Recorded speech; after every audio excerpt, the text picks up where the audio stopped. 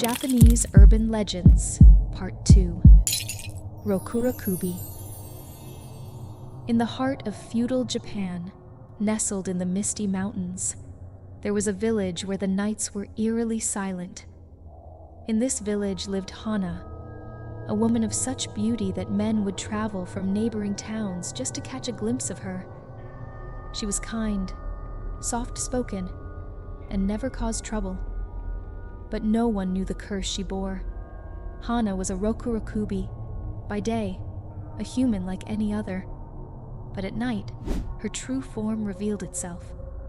When the moon rose high, her body remained still, but her neck would stretch, twisting and coiling like a snake.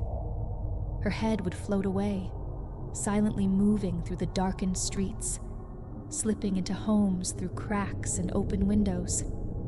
Her face, once beautiful, twisted into a ghastly grin as she watched people sleep, her long neck slithering through the air like a predator.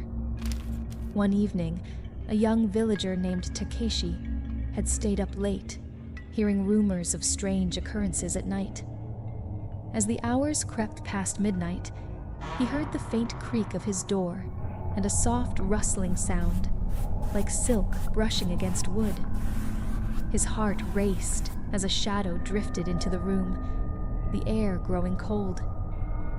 He squinted into the darkness, and there it was, Hana's floating head, her eyes wide, pupils gleaming, her mouth twisted into a smile that seemed to stretch impossibly far. Her neck slithered behind her, leading back into the hallway. Takeshi couldn't move, paralyzed by fear.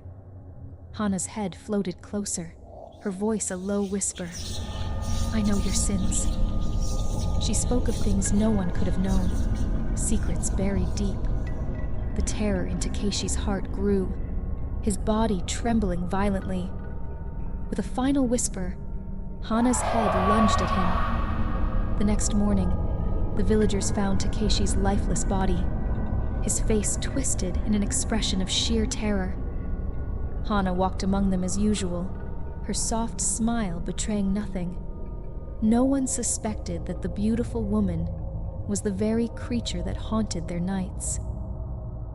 As the sun set again, Hana prepared for another night, her curse binding her to the darkness, forever feeding on the fears of those she once called neighbors. There are two main types of Rokurokubi. The first, known as daytime Rokurokubi, appears as a normal person during the day. However, at night, their neck elongates, allowing their head to move freely while their body stays still.